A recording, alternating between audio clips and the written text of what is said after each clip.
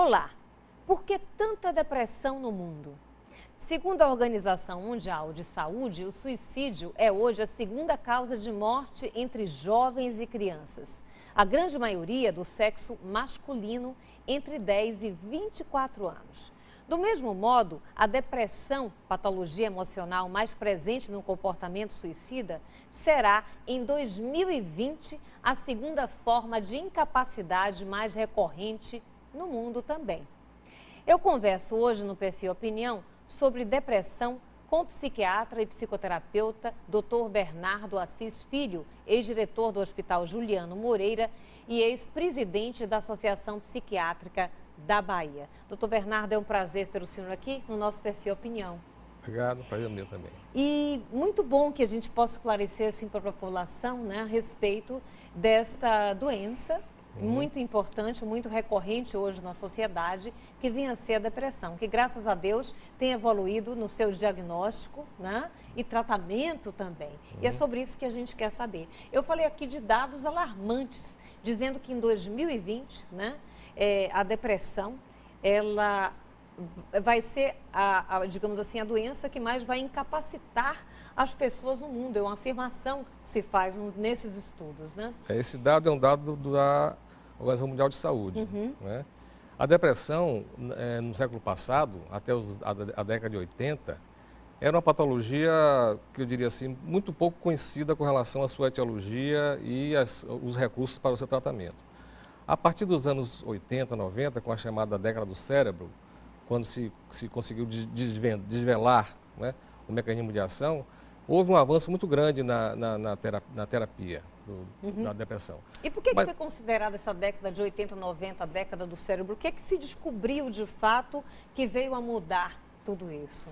Nessa década se descobriu o seguinte, que a depressão, em todas as suas formas como ela se apresenta, seja da depressão reativa, ou a depressão orgânica, ou a depressão da psicose maníaco-depressiva, ela tem a mesma fisiologia. Né? O mecanismo fisiológico da instalação dela é igual, ou seja, há uma desregulação na questão das catecolaminas, no caso a serotonina e a dopamina que se recolhe no interior do núcleo. São neurohormônios esses daí? São neurotransmissores. Então o que é que acontece? O fenômeno depressivo se instala na medida que essas aminas biológicas são como se fosse um tipo de aditivo, como é que eu diria assim, combustível do nosso organismo. As pessoas começam a se deprimir quando esse combustível se recolhe da corrente sanguínea. Então, na década de 80, exatamente na década de 80, se descobriu que algumas substâncias que inibissem a recaptação dessas aminas biológicas teriam menos efeitos colaterais do que os anteriores tricíclicos, que eram os medicamentos que se usavam na década de 50 e 60. Bom, a partir daí houve um boom do uso dessa medicação, porque inclusive se prescreveu de uma forma até muito indiscriminada, né? Tipo assim, começou a se medicalizar as tristezas comuns do dia a dia, como se fosse depressão. Houve um certo equívoco, que só começou a assentar um pouco a poeira nesse século agora, quando se viu que realmente tem um lado da depressão que tem que ser tratado com medicamento e outro lado que pode ceder com medicamento e psicoterapia, e outro tipo de depressão, que não é uma depressão orgânica, que no caso é uma depressão reativa, pode ser inclusive tratada exclusivamente com psicoterapia. Pois é, mas eu ainda quero entender o seguinte, o senhor falou que de qualquer forma, não importa qual seja a origem, se nota uma diminuição, por exemplo, desses neurotransmissores em quem está passando pela depressão, né? Isso. E de que forma se pode detectar? Existe algum exame, por exemplo, que de fato se consiga detectar uma baixa, por exemplo, de serotonina no organismo? Olha, né? os exames são especulares, não existe um exame assim, com uma clareza assim, de um percentual muito alto. Mas se descobriu que, por exames de neuroimagem, tá certo? Essas aminas biológicas estariam encolhidas, não estariam em circulação sanguínea suficiente para propiciar um bem-estar para as pessoas depressivas. E o que é que faz, então, elas diminuírem com origens tão diferentes no organismo? Esse é o funcionamento da depressão. Né? Por exemplo, se a pessoa tem um diabetes, que é por uma dificuldade do organismo de sintetizar insulina, por exemplo, para haver a diminuição da glicose no sangue, nessas pessoas a pessoa tem uma dificuldade de que essas aminas fiquem circulando no meio sanguíneo. Agora, É importante caracterizar o seguinte, tem um tipo de depressão que não é uma depressão, digamos assim, doença. É uma depressão reativa, que eu acho que a grande maioria das depressões são mais reativas do que uma enfermidade orgânica. Então vamos assim nessa entrevista ser bem didáticos, né, para que todas as pessoas possam realmente entender, né? Quais são então esses diferentes tipos de depressão hoje que se conhece? Por exemplo, digamos que no espectro da depressão, de um lado fica um percentual onde nós temos as depressões doenças orgânicas, do outro lado as depressões reativas, que são as depressões de todos nós, digamos assim. Que vai Ou seja, a gente tem uma perda, tem uma perda, a pessoa primeiro se entristece muito, essa tristeza pode se transformar na depressão. Tá? Na verdade, a tristeza é uma característica nossa do ser humano. Tá? Ainda bem que nós nos entristecemos para saber o sabor de não entristecer, não é verdade?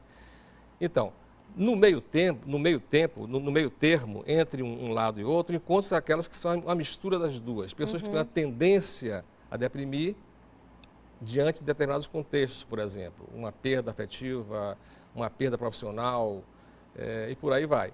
Agora, tem um contexto maior, que até o professor Franco Berardi tem tocado nesse ponto, nesse ano de 2016, que é o seguinte, está existindo hoje no mundo, digamos assim, um movimento diferenciado que ele chamou muito propriamente de mutação antropológica.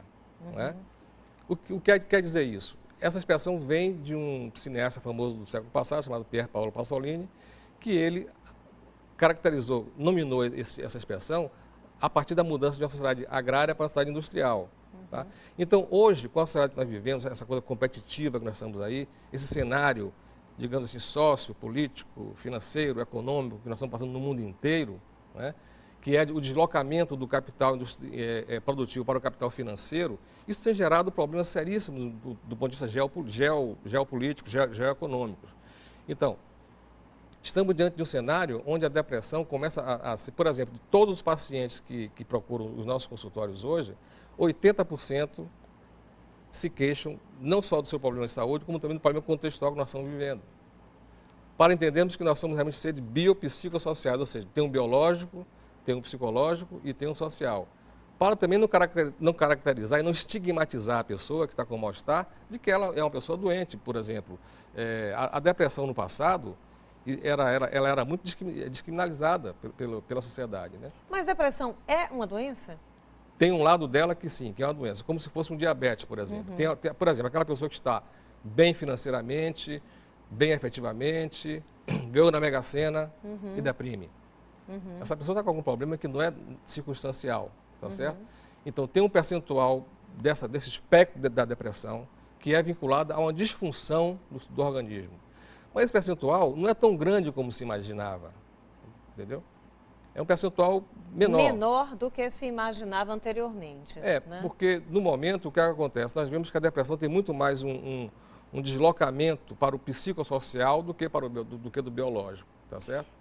O senhor estava citando justamente esse psiquiatra, o Franco Berardi, né? Berardi, ele não é psiquiatra, ele é filósofo, comunicador. Pois é, da Universidade de Bolonha, na Itália, não é isso? Isso. Onde ele fala, assim, a respeito do neoliberalismo, né? Como uma coisa que, de alguma forma, veio iniciar no mundo isso tudo e dessas relações também, de alguma forma, virtuais. Exatamente. Né? Ou seja, essa forma hoje que a gente tem de se comunicar com o mundo de forma virtual, de se comunicar com outros seres humanos, a erotização das relações, onde ele fala de forma virtual também, não é? Então, isso tudo como, digamos assim, elementos que levam a sociedade que sente essa grande melancolia o tempo todo. O doutor Berardi faz uma crítica muito interessante. Não é uma crítica ao capitalismo, é uma crítica como o capitalismo se tornou financeirizado e ao financeirizar-se, ele cria como se fosse um suicídio da sociedade, não é verdade? Por exemplo, ele cunhou, não sei se foi ele que cunhou esse termo, o termo chama-se nativos digitais.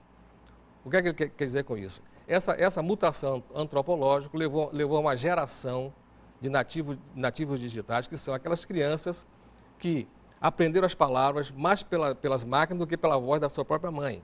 O que é que ele quer dizer com isso? Que a palavra o aprendizado das palavras e envolve o encontro entre corpos. O afeto, né? O afeto, a troca, o corpo, quer dizer, a questão do significante, significado, tem a ver com aquilo que a palavra traz do corpo e não da máquina. Então, um sintoma que nós achamos que vai um pouco por aí é esse fenômeno assustador da chamada baleia azul, que virou, o mundo inteiro está muito preocupado com isso, porque as crianças, de modo geral, elas estão tendo mais acesso à comunicação digital do que à interlocução verbal com seus familiares. Recentemente eu estava no restaurante com minha mulher jantando, sentou à minha frente um casal com duas crianças e a primeira coisa que os quatro fizeram, viram o cardápio, escolheram o que ia comer e tal, os quatro ligaram o aparelho celular. E cada um ficou na sua. Eu fiquei olhando, assim, achando estranho, porque eu fiquei olhando que hora é que eles iriam conversar alguma coisa, tá? Demorou muito tempo. Solilóquios, monossílabos e tal.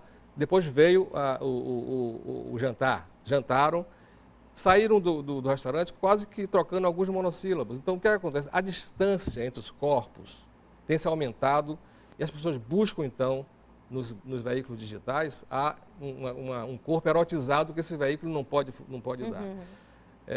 Consequentemente, eu acho que isso tem repercussões muito graves e no tema que nós estamos discutindo, que é relação ao suicídio, depressão, distanciamento entre as pessoas e ao mesmo tempo, o recurso a tamponamentos que vão ao álcool e às outras drogas, como modo geral. Ok. Bem, ainda continuando a explicar às pessoas assim, o que vem a ser de fato assim, uma depressão, né? A depressão, ela tem uma origem hereditária? Existe esse padrão, por exemplo, se você tem pais ou avós que apresentaram depressão, existe uma probabilidade grande que os seus descendentes também apresentem ou não? Existe uma probabilidade, mas não é a condição sine qua, tá? Não é determinante? Não é determinante, mas é uma possibilidade de que haja uma condição familiar, principalmente no transtorno bipolar de humor que você acabou de falar. Pois é, que antes se falava em maníacos depressivos, né? Lá no século XIX, era loucura maníaco-depressiva. Maníaco-depressivo. Depois psicose maníaco-depressiva. Psicose maníaco-depressiva e a bipolaridade. E agora transtorno bipolar de humor, porque se viu que esses quadros não levam necessariamente a uma psicose, está entendendo? Eles podem ser, inclusive, tratados também com então, sucesso. qual a diferença entre uma depressão que não é bipolar e uma que é bipolar, por exemplo? Tem uma depressão, que no caso é um tipo de depressão, onde a pessoa só se deprime. Ele não cicla. E o que caracteriza essa depressão? Como é que a gente sabe que alguém está deprimido? Quais são os sintomas que uma pessoa apresenta?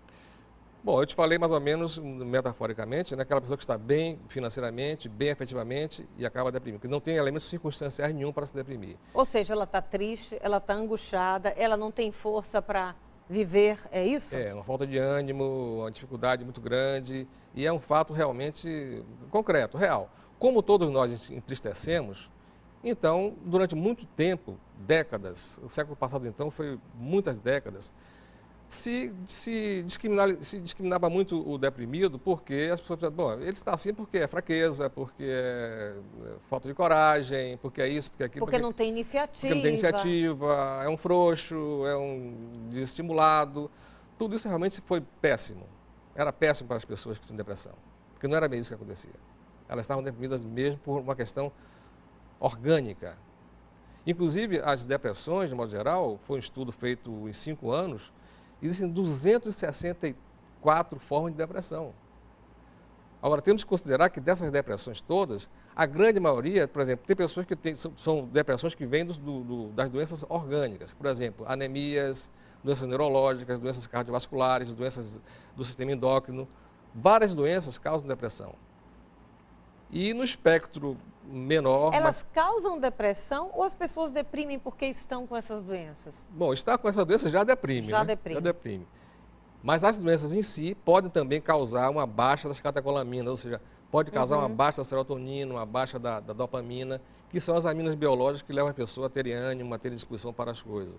E também isso que você falou, ou seja, ela pode se deprimir por estar doente. Aí já seria uma coisa que se sobreporia à própria causa fisiológica da doença. Uma vez eu vi um médico falando, e eu gostei muito dessa analogia que ele fez, em relação a esse preconceito que muitas pessoas tinham com uma pessoa que deprime, né?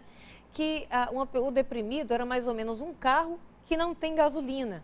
E que alguém chega do lado e diz assim, anda, anda, você tem que andar. Quer dizer, como é que o carro pode andar se ele não está ali com combustível, Eu né? acho perfeita Impossível, essa né? metáfora é perfeita.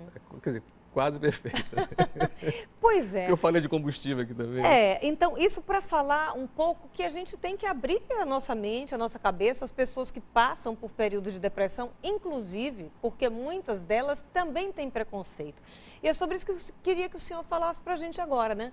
A pessoa que está deprimida, esse deprimido, muitas vezes tem preconceito em relação a procurar um psiquiatra, a utilizar uma medicação, ou demora para fazer isso? Quase 60% das pessoas que têm esse problema escamoteiam muito, demoram, fingem, disfarçam, até o momento que não conseguem mais.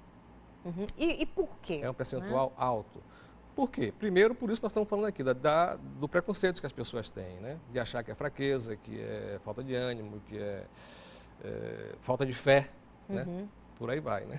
Por que demorou tanto tempo assim para essa questão da própria depressão, né, evoluir? O senhor começou nos falando, logo no início, que a medicação que era utilizada para as pessoas que apresentavam um quadro de depressão era justamente as medicações que eram chamadas os tricíclicos, né? E que depois, então, veio uma verdadeira revolução, que aqui no nome comercial é o Prozac, né? Que passou a ser a pílula mágica, né? Que passou a ser quase que receitada até por psiquiatras e não psiquiatras também, que virou mais ou menos uma balela, receitado para todo mundo, que era a pílula da própria felicidade. Por que se demorou tanto para ter uma evolução? E eu acredito que depois do Prozac ainda muitas outras medicações, né, já vieram depois dela e com excelentes resultados, graças a Deus também. Veja bem, Dênia, as medicações psiquiátricas antidepressivas antigas, elas surgiram na linha de pesquisa onde se procurava um medicamento para a esquizofrenia. Lá na década de 50, por aí, que se conseguiu sintetizar uma droga para melhorar a esquizofrenia. E nessa linha de pesquisa se viu que os pacientes que eram esquizofrênicos também melhoravam o humor. Então, os triciclos surgiram dessa linha de pesquisa, tá certo?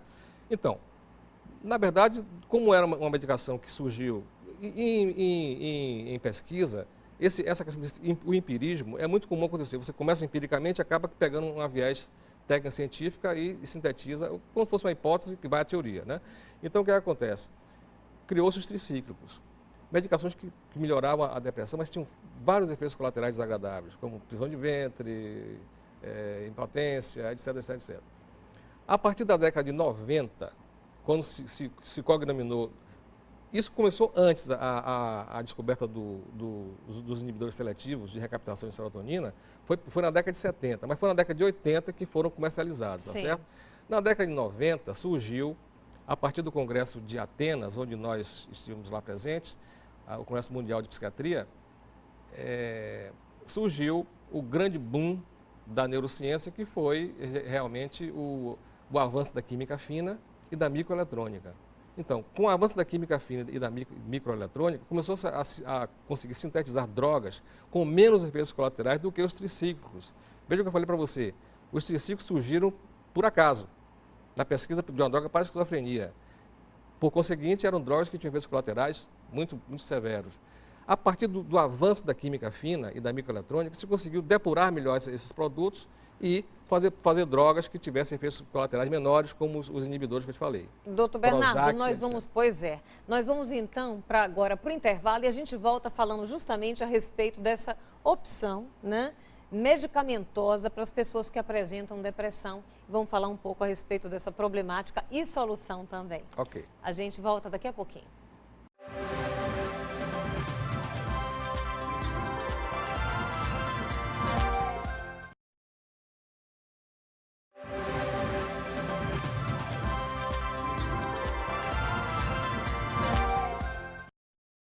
No Perfil Opinião de hoje, nós estamos conversando sobre um assunto que atinge uma boa parte da população e que tem crescido em todo mundo, que é a depressão. E para isso nós convidamos o médico psiquiatra e psicoterapeuta, Dr. Bernardo Assis Filho. Dr. Bernardo, a gente estava falando a respeito de tratamento também para a depressão, né? O senhor estava nos contando um pouco a respeito da evolução medicamentosa, do que se trata hoje na depressão. Falar um pouco a respeito das medicações que eram chamados tricíclicos, né? Que traziam muitos efeitos colaterais, embora apresentassem uma eficiência boa e até bastante rápida, digamos assim, né? Depois do surgimento dessa pílula mágica, né? Ou a pílula da alegria, que era o Prozac. Então, de lá para cá, o que é que vem surgindo? O que é que se melhorou em relação a esse tipo das medicações?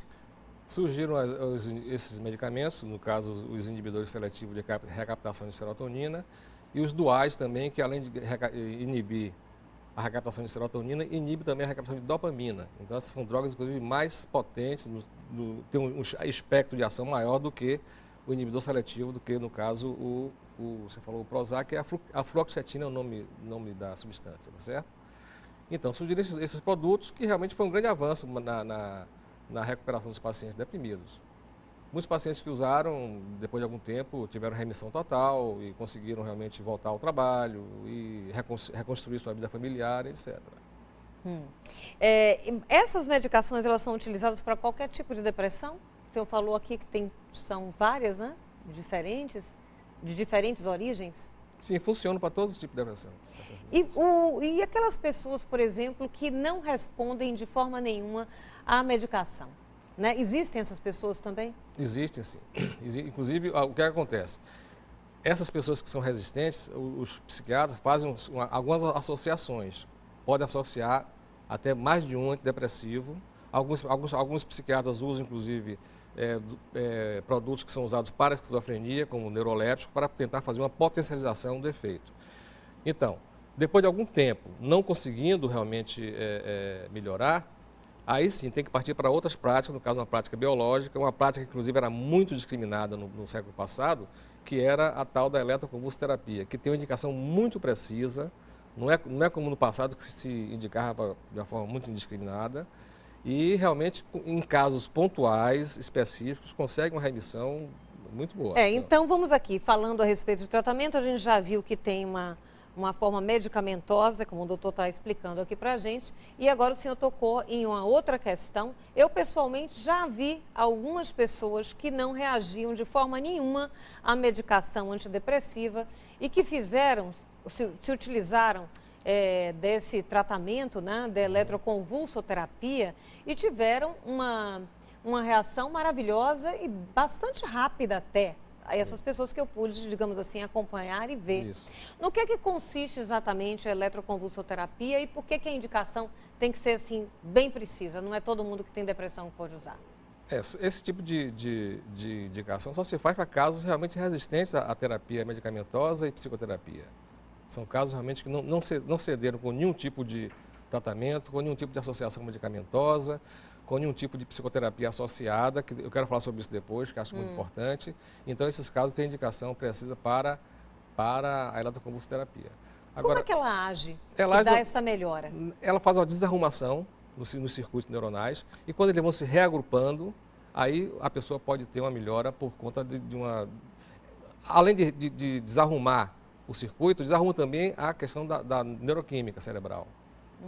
E tendo um apoio de um acompanhamento psicoterápico, um apoio terapêutico também, que eu acho indispensável, não é dissociar uma coisa de outra, a pessoa acaba podendo, depois de algumas sessões, reorganizar seu estado psíquico. O senhor está falando de um assunto muito importante, né? Porque muitas vezes não é só uma questão desse desequilíbrio, né, no corpo orgânico que leva à depressão. Mas o senhor falou, por exemplo, das depressões reativas, que elas não vão ser tratadas somente com medicação, porque medicação não tira conflito interno de ninguém. Exatamente. Né? As depressões reativas, isso eu queria falar sobre esse ponto, porque eu sou mais psicoterapeuta do que psiquiatra, tá certo? Tá. Eu acho que em todos os quadros, seja o orgânico, seja o entre orgânico e reativo e o reativo, a psicoterapia tem que estar presente. Porque o paciente que tem um problema orgânico, ele não é um paciente que perde a subjetividade. Todos têm a subjetividade. Aquele que tem um quadro orgânico resistente ao tratamento, precisa também de fazer um trabalho terapêutico para poder, na terapia, melhorar a angústia, conviver com a angústia que ele tem com o processo depressivo. Então, eu acho que a psicoterapia tem que estar presente em todos os níveis. O acolhimento, a psicoterapia, a escuta tem que estar presente em todos os níveis, quer seja o orgânico, quer seja o reativo. De que forma, por exemplo, que é uma outra noção que nós podemos passar aqui para o público em geral, é como através, né, da psicoterapia se vai se rearrumando essas emoções a ponto das pessoas irem, de alguma forma, melhorando desses sintomas também de uma depressão, de angústia, de pânico, que a gente pode colocar até tudo na mesma panela, né? Bom, existem duas questões que operam em diapasões diferentes. Uma é a questão cognitiva comportamental e outra é a questão mais subjetiva. Na questão cognitiva comportamental, é uma coisa que nós fazemos, inclusive até com nossos amigos. Olha, fulano, faça isso, tem medo de elevador, suba mais um andar. Todos nós fazemos isso no dia a dia, dando ânimo para os amigos e tal. E do ponto de vista técnico, se tem uma linha de terapia também, que trabalha isso com uma forma mais metodológica, tá certo? Mas, do ponto de vista da psicodinâmica, nós somos habitados por uma coisa, todos nós, que ao mesmo tempo que nos é íntima, é muito estranha. Então, é preciso que nós tenhamos possibilidade de dar conta dessa coisa. Por exemplo, estamos passando por um problema muito difícil. Impossível, vamos ao psicoterapeuta, vamos ao guru, vamos ao mentor espiritual. O mentor vai dizer, olha, você está com uma coisa muito difícil. Essa coisa difícil é essa coisa, né, como diria Saramago, todos nós temos dentro de nós uma coisa que nos habita, e essa coisa somos nós. Então nós temos que dar conta dessa coisa, todos nós. Essa coisa que eu falei, ao mesmo tempo que é muito íntima, mas ao mesmo tempo também é muito estranha, tá? No processo de terapia, vendo por uma visão psicanalítica, a pessoa tem que saber, digamos assim, elaborar o atravessamento desse estranhamento que ela tem com relação aos seus próprios sintomas, seja uma hipocondria, seja uma fobia, seja uma compulsão, seja lá o que for. Porque o que está por trás desse sintoma, você tem que desvelar esse sintoma para ver. O sintoma não é uma porta que se fecha, é uma porta que se abre, tá? É o desvelamento desse sintoma que vai lhe pôr diante daquela coisa que é você mesmo. Então, todas as pessoas, eu acho que estejam com a depressão, pode se beneficiar com ou um aporte, digamos, cognitivo, que é uma coisa mais imediata, uma coisa mais breve, com um aporte um pouco mais longo, mas por conseguinte mais duradouro, que é um trabalho com a sua subjetividade. Uhum. Por que, por exemplo, a gente estava falando a respeito do uso de medicação logo no início desse bloco aqui, e a gente falou também que, como a gente vive num momento em que parece que nós só somos permitidos a ter alegria e que a vida não é só alegria, mas a gente tem que enfrentar também momentos de perdas, né? Momentos difíceis que nos traz naturalmente a tristeza, né? E parece que ela não é tão aceitável hoje na nossa sociedade. A gente vê, como eu comecei dizendo aqui logo no início, que muitas crianças e adolescentes, eles têm receitado, os médicos têm receitado, né, antidepressivos para elas também, né? Então, por quê? Porque a gente tem uma sociedade onde as pessoas estão se deprimindo mais cedo, ou se está receitando coisas que a indicação talvez não fosse essa? Existe uma confusão aí ou não? Aí é um outro aspecto da questão, que é aquilo que nós condenamos como a medicalização das questões sociais e familiares. Como na década de 90 surgiu esse boom de um uso maior, e até com a indicação mais precisa dos antidepressivos, essa indicação também foi distorcida pela massificação do seu uso. Então, o que acontece? Muitas pessoas, você sabe que os atendimentos hoje no serviço público são atendimentos de 5, 10 minutos. Então, é muito fácil conseguir um medicamento desse, um ansiolítico ou um antidepressivo. E com relação ao público infanto-juvenil, nós achamos que está acontecendo uma verdadeira catástrofe, porque estão medicalizando muito essa população de uma forma desnecessária. Inclusive com relação a outra questão, que não tem a ver com depressão, mas tem a ver com esse incômodo, já que você falou dessa população infanto-juvenil, que é a chamada déficit de atenção e hiperatividade.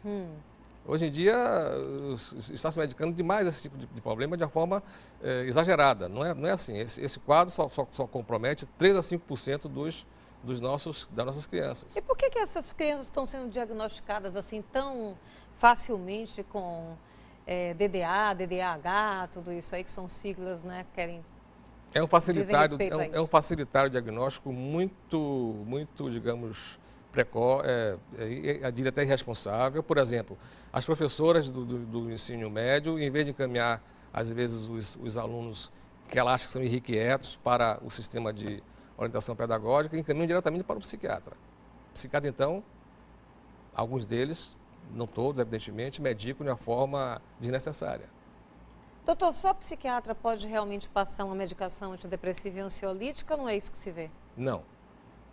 Isso foi fruto de um estudo, de um trabalho de um colega nosso em São Paulo, que ele acha o seguinte, que isso foi na década de 90, que tudo bem que um médico, que não seja psiquiatra, um clínico, um cardiologista, um ginecologista, possa dar um primeiro atendimento e prescrever um antidepressivo, um ansiolítico. Isso aí não é problema. Assim como eu posso também ver um paciente com hipertensão e passar um antihipertensivo. Mas eu encaminho ele para um cardiologista ou para um nefrologista.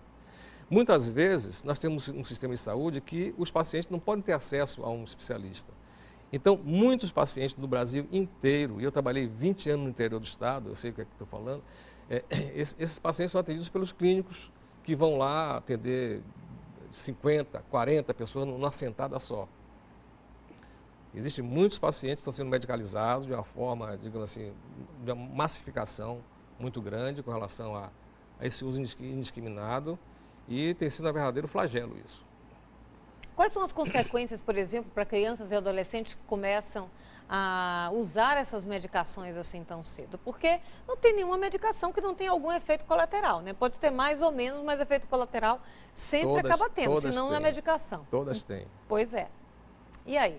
Os efeitos são os mais deletérios possíveis, né? Pode causar algum problema de ordem orgânica, enfim, pode desvirtuar até, pode mascarar até o problema que a pessoa está apresentando, já que está tomando uma droga que não é necessária para a sua condição. Os danos são muito variados mesmo.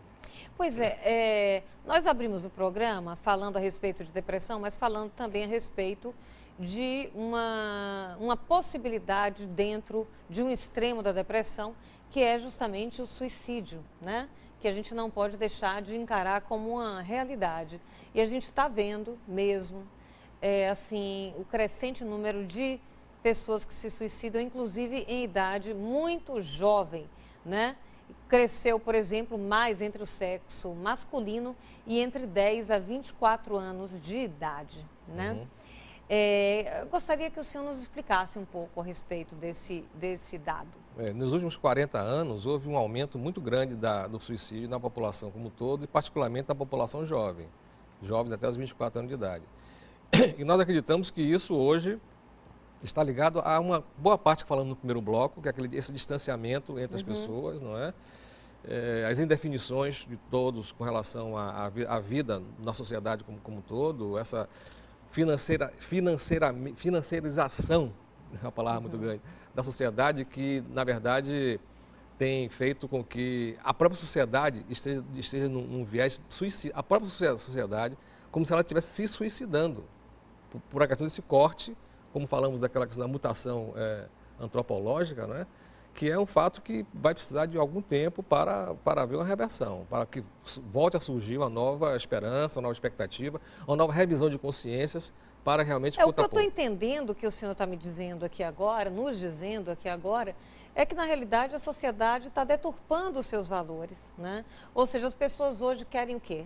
Ter o maior sucesso possível, quanto mais dinheiro possível, quer dizer, a felicidade sempre está no externo e sempre está nos valores que, de alguma forma, são incutidos, especialmente pela grande mídia, né? E quem não está dentro desse esquema se sente absolutamente frustrado, fracassado, começa também a entristecer. Isso é um elemento que pode levar a essa angústia, a ansiedade e até processos depressivos, doutor? Pode sim. Inclusive caminhar para um lugar mais tenebroso, que é caminhar para uma narcossociedade, onde as pessoas usam drogas lícitas, álcool e outras drogas. Ok, doutor, a gente vai falar então a respeito desse assunto daqui a pouquinho no próximo bloco. Ok.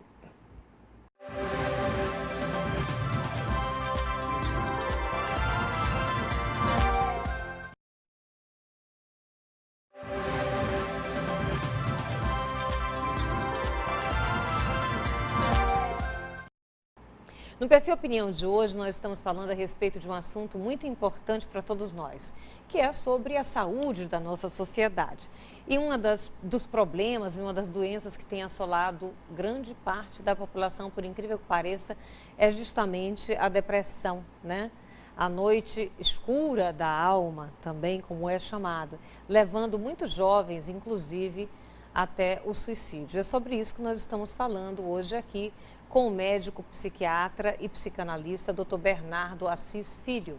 Dr. Bernardo, vamos continuar então, né, na nossa conversa a respeito dessa mudança da sociedade, como é que isso veio gerando pessoas com tendências, né, a entrar numa profunda tristeza, angústia, falta de motivação para a vida, né, chegando a esses quadros de depressão que a gente estava falando aqui. Como a gente já viu, hoje, graças a Deus, existe uma possibilidade de se diagnosticar, de se tratar através não só de medicação, porque remédio não tira conflito, mas também de um olhar mais profundo para si mesmo, para resolver essas questões, né, que levam a essas emoções e que levam a essa doença que é séria e que pode levar à morte, como a depressão. Fale um pouco a respeito das suas opiniões, da sua visão enquanto psicoterapeuta também, a respeito dessa mudança de valores e como é que isso vem influenciando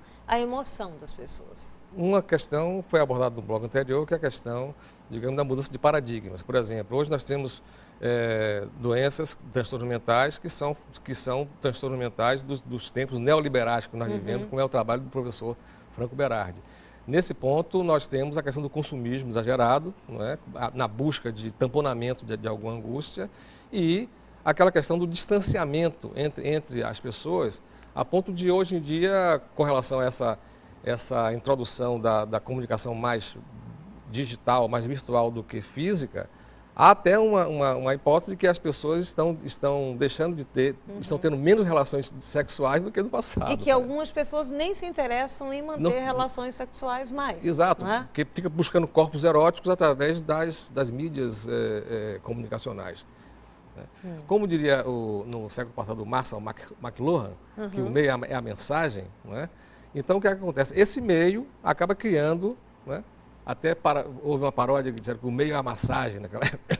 Esse meio acaba criando esse tipo de comportamento inteiramente distanciado de uma interação mais afetiva. Eu vejo que hoje, por exemplo, a sociedade é uma sociedade solitária, né? A gente está vendo indivíduos cada vez mais sós, né?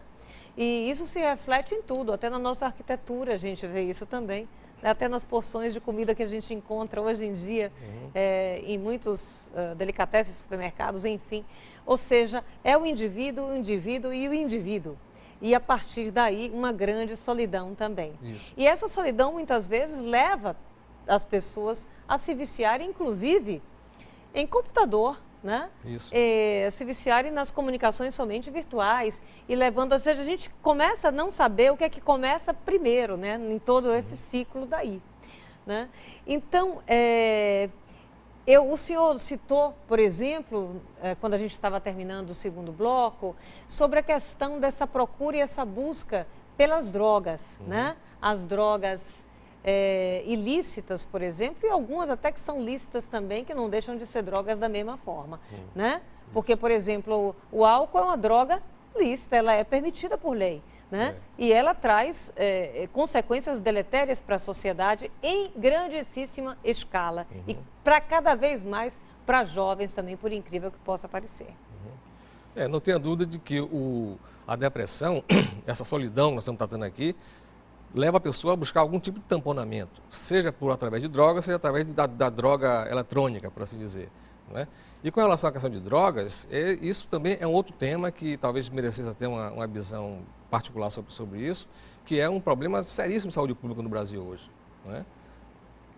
O aumento, a política de drogas do governo não tem resolvido, cada vez mais as prisões se enchem de pessoas com algum problema com relação a drogas e existe, inclusive, em tramitação no Supremo Tribunal Federal, um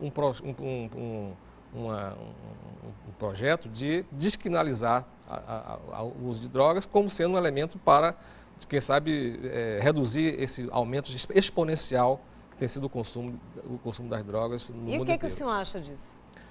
Olha, existem duas questões aí que são muito importantes de ser consideradas. Primeiro, juristas, delegados, procuradores de Ministério Público, ex-ministros, até o ex-presidente Fernando Henrique Cardoso, essa corrente toda é a favor de que haja uma mudança dessa política de drogas.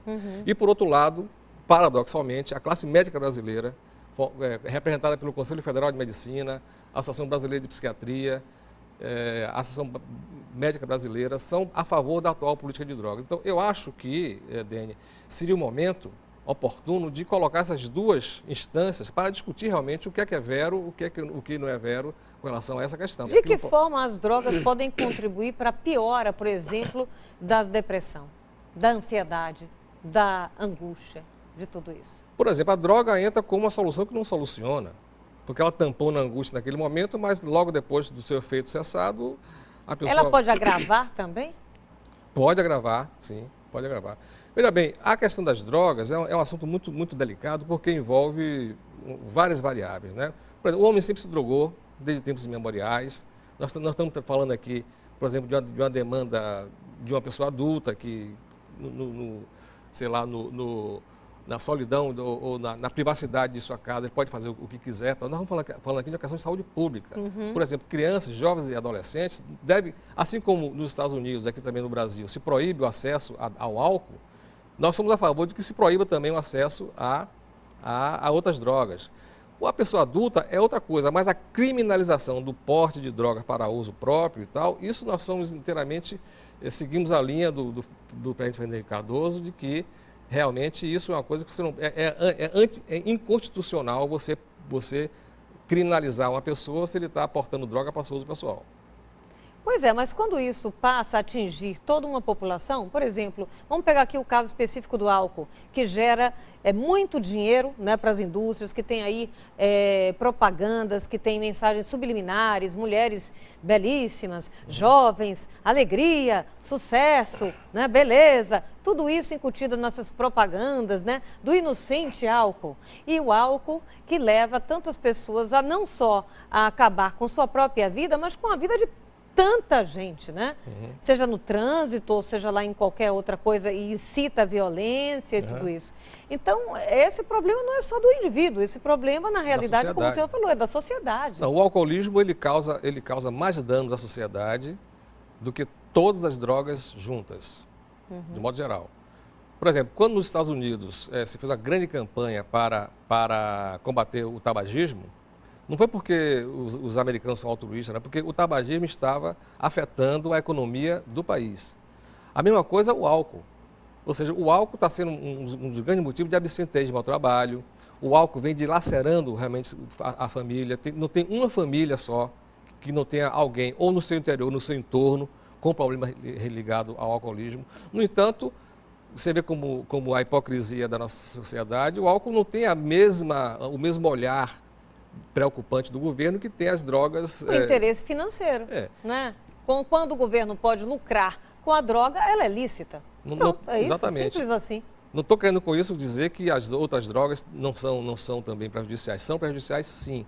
Mas, por exemplo, você vê hoje na televisão pessoas, as propagandas de álcool na televisão, pessoas saradas, mulheres bonitas, fazendo propaganda de álcool, que é uma coisa inteiramente paradoxal, porque quem bebe não pode ficar bonito como aquelas pessoas aparecem na televisão, né? Pessoas bonitas, saudáveis e tal. Então, só você vê que realmente é preciso que hajam políticas públicas mais coerentes, mais corajosas e mais honestas com a população. De que forma a interação, por exemplo, de álcool, de fumo, de qualquer droga lícita ou ilícita, com uma pessoa que se encontra num estado de depressão, pode piorar esse quadro? Pode piorar significativamente. Porque o que é que acontece?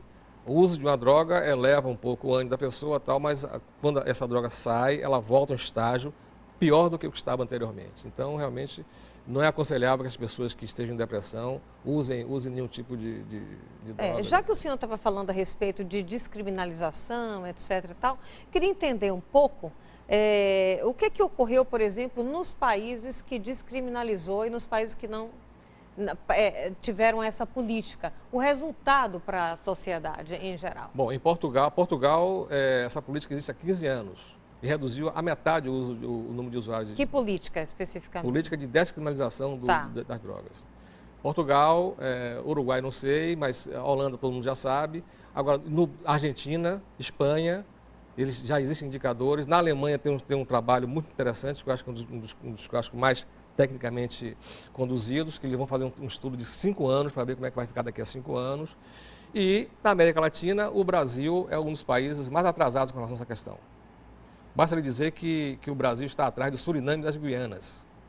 E muito atrás dos países que já implementaram a nova política com relação à droga. Veja bem, a nossa posição não é a favor do aumento do consumo de forma nenhuma. Nós queremos que haja uma redução do consumo para um convívio melhor da sociedade, consigo mesmo.